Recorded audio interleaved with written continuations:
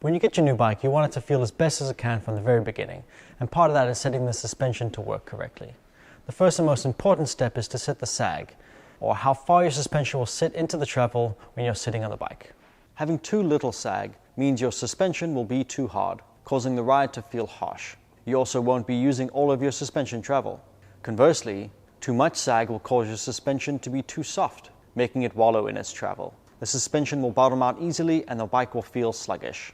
What you'll need to set up your shock sag is a high-pressure shock pump, something to lean against or a friend to hold your bike, and all your riding gear, including any water that you would carry with you or anything else.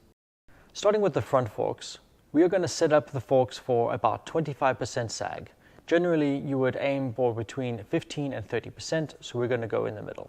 If your fork does not have an O-ring on it, then wrap an elastic band around or cable tie around the stanchions, and don't forget to remove it afterwards. Take the amount of travel that your fork has and divide it by 4, and this will give you the amount of sag that you are looking for. Some forks have an easy to read indicator on the stanchions, and this makes setting up the fork a lot easier. Set all your compression adjusters, if you have any, to fully open, and this includes lockouts. Some forks will come with suggested settings by the manufacturers, and it's worth looking at these for a starting point. If not, pump 50 psi into the forks to start with. Put on all your riding gear, including shoes, clothing, helmet, and your pack with everything that you'd normally ride with. Cycle your forks a couple times to break any stiction. Either hold onto a table, lean lightly against a wall, or have a willing friend hold the bike for you so you can put your feet on the pedals, and then set the O-ring back to the bottom. Sit on the bike in the position you normally ride in. This may mean that you are standing in an attack position if you're riding aggressive terrain. Carefully dismount, trying not to push the fork any more into its travel. Then see where the O-ring sits. If it is too far into your travel, add a little bit more air until a sag of about 25% is reached. It's worth recording this number for later use. Next, we're moving on to the rear shock.